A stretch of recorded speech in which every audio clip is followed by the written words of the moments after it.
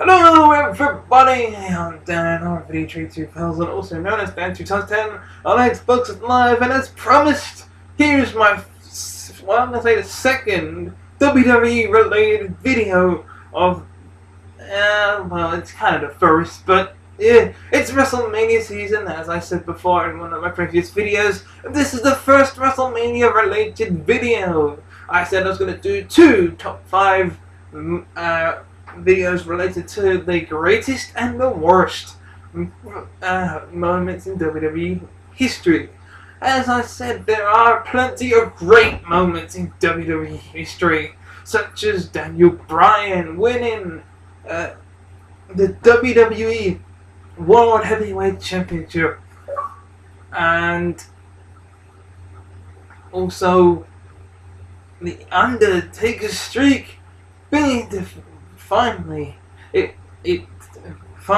being defeated by Brock Lesnar.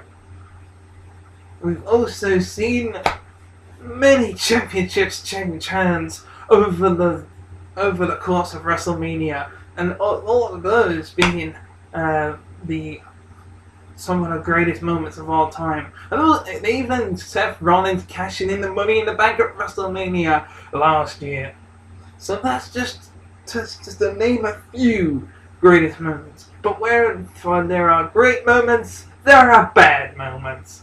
So here it is, my top 5 worst WrestleMania moments. Number 5. At number 5, well, picture the scene. Kid Rock opens up WrestleMania 25, the 25th anniversary of WrestleMania. If that wasn't bad enough, a bunch of divas come and dance and sing along with him, and so blah blah blah blah blah. I could put up with performances at WrestleMania. What followed that was a complete and utter disaster. Oh my god. As you can tell, not only was it a Divas Battle Royal to open up WrestleMania, the 25th anniversary, but for Miss, what was it? What's it say here? Oh yes. Let me read this here. Oh yes, Miss WrestleMania. Fair enough. It had all the legends that you can think of in this battle royal, but then there was one competitor that didn't quite look right. She stood out like the sore thumb. It was a complete and utter mishmash of talent, going elimination after elimination, and then the last 3 people, divas that were in this battle royal, well, were Melina and Beth Phoenix and Santina Marella, which is honestly just Santina Marella's twin sister, which is actually him in drag. Whatever. Guess who wins? Beth Phoenix? No. Melina? No. Santino! In a freaking wig! Santina Marella! Just let that sink into you guys. A male competitor dressed up as a woman wins in this WrestleMania! Okay. No, I'm gonna show you on the screen right now. Here's a picture of Santino, and here's a picture of Miss Santina. Can you see the resemblance? A male winning a female battle royal, a divas battle royal should not be happening. But this is only number 5. We'll move on to the next one, shall we? Number 4. It's the 9th WrestleMania. Picture the scene. It's the colossal Coliseum Open Arena, where the majority of the matches of the night were won via DQ. And at the end of the night, we had this happen. Yes, we had Mr. Hulk Hogan winning the WWE Championship after, well, you know, after Yokozuna winning the championship not so long ago, and Mr. Vigi talking for him, and here comes, you know, Hulk Hogan. But this isn't my number 4. My number 4 is boom!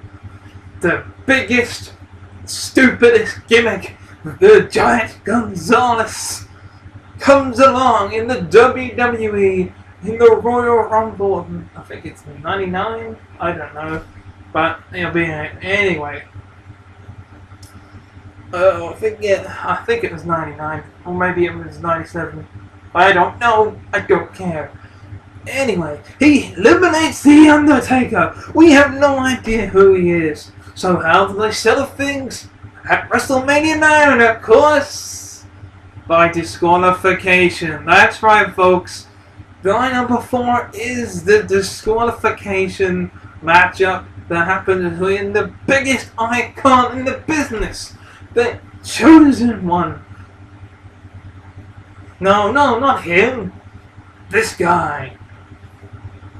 The Undertaker. The Phenom. The American Badass, even though that was to come later on. You know, the Ministry of Darkness himself. The Undertaker faced this guy. They had quite a decent match, and well, until the ending. It ended, and the Giant Gonzalez got some chlorophyll and said, "Hey, Undertaker, does this cloth smell like chlorophyll to you?" Well, I figured, yes, it does. The Undertaker got a victory with disqualification. One of the most famous streaks in the world today. He was 22-1 as we speak in this countdown.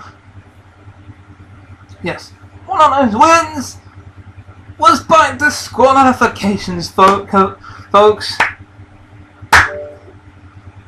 I have no idea what happened there, but Xbox on Snap. But seriously, what the fuck? Seriously? WWE? You should... No! Let's just go on to the friggin'... Let's just go on to number 3, shall we? Number 3!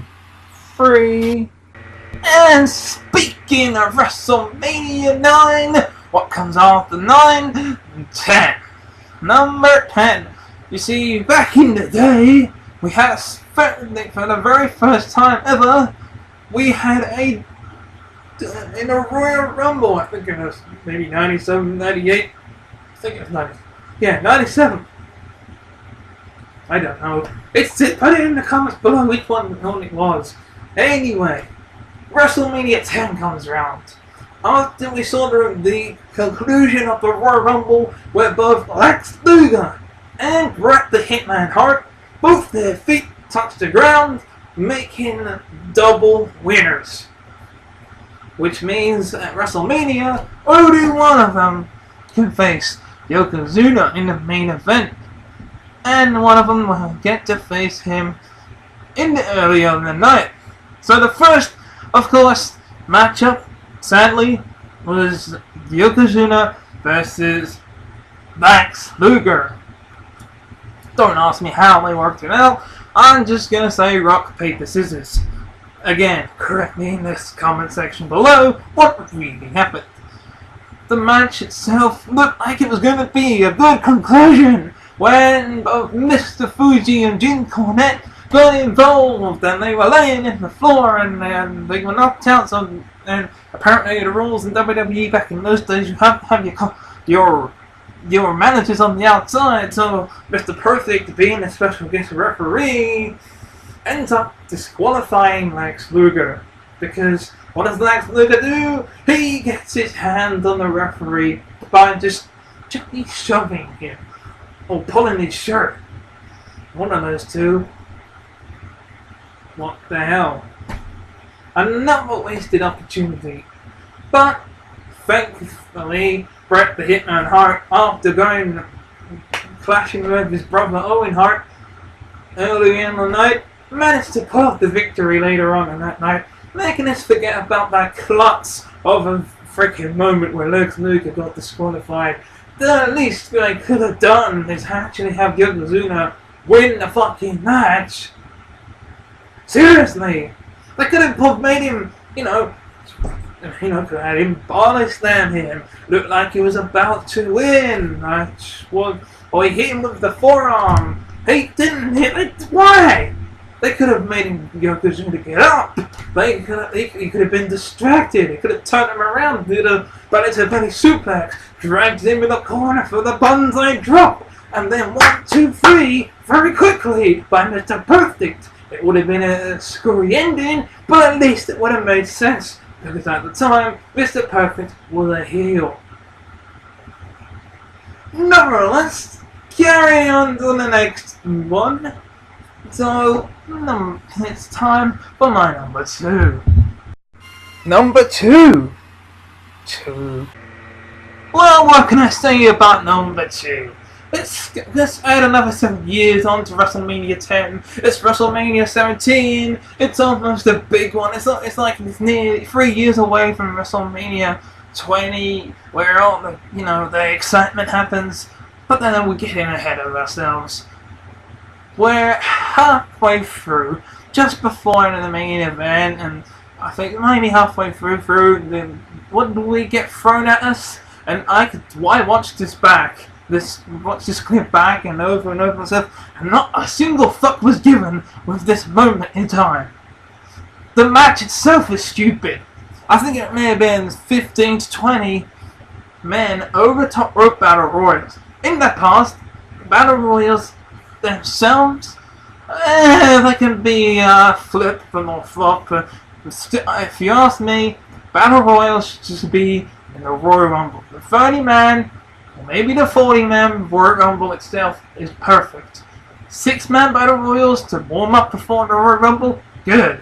10-man battle royals, good. Listen, we have a roster battle royal where the majority of the roster is in the ring, so you have disqualification. Maybe. Anyway, I'm going off to.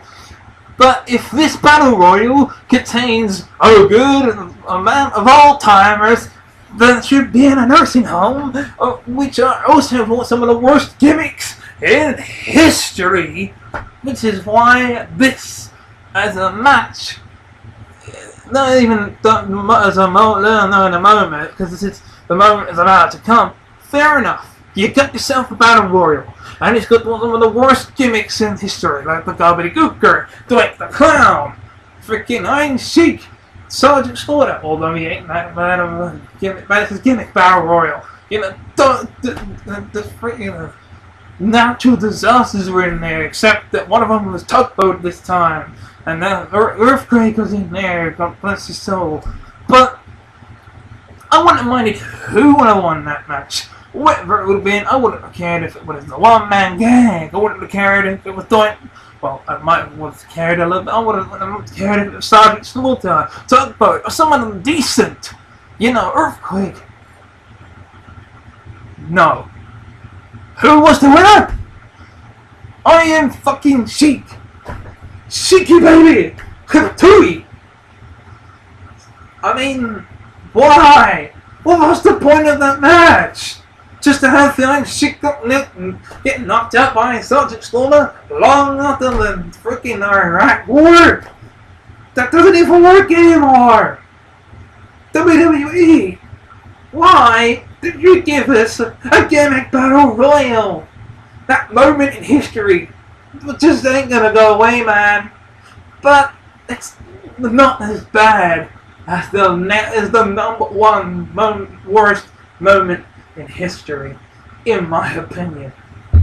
Let's go on to number 1, shall we? Number 1! And number 1 is Sting versus Triple H, WrestleMania 31. Now, the build-up to this matchup was even more horrible, considering that Survivor Series 2014? No, 15. Yeah, 2015? Guess who makes his debut? It's gotta be Sting! Makes his debut, takes out the Authority, who then come back mysteriously maybe a week later and they're back running things. Building up to the main event towards WrestleMania, Sting and Triple H encounter a couple of times, and yeah, looks promising. Then the entire match happened at WrestleMania 31. First of all, the match was hot, like third on the card, maybe even third or fourth on the card, so mid card. So why is Triple H and Sting mid carders? Quite literally in this point in time. I mean, it was daylight, so first of all, the entrances, shit. If it wasn't for the fact that the NWO got involved and D-Generation X got involved, it may have been a successful match. But why is this the worst moment in WrestleMania history, in my opinion? Because of the way it ended. If Sting would have won, everyone would have popped and cheered. But no, WWE have to have a victory over WCW, ending it once and for all. And they didn't even fucking, but they had around the Rosie snap freaking Stephanie McMahon's arm in half for nothing to happen this year. I mean, for God's sake, The Rock got involved, making us believe that he's gonna have a match against Triple H, but that's not gonna happen. The Rock's gonna say finally The Rock is back in WWE at WrestleMania, like I was at WrestleMania 27 as the host, perhaps, because the host got naked and I will do better than him. I'm going off subject. Sting vs Triple H is the worst one in wrestling history. The match was just two old geezers out of breath. You should see how. Just go back on the WWE Network right now. Watch WrestleMania 31. WrestleMania 31. Sting vs Triple H. You can see how out of shape Sting is. I know he hadn't wrestled since T and A days, but no.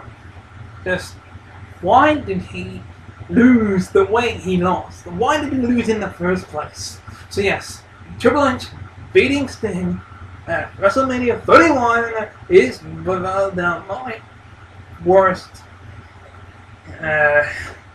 WrestleMania moments. I'm gonna just go to the outro, please. And there you have it, my top 5 worst WrestleMania moments. Well, stay tuned for part 2 of this type of video, my top 5 best WrestleMania moments. I'm being your host of this top 5 countdown, Danrvdtree2000, also known as Dan2000 on Xbox Live.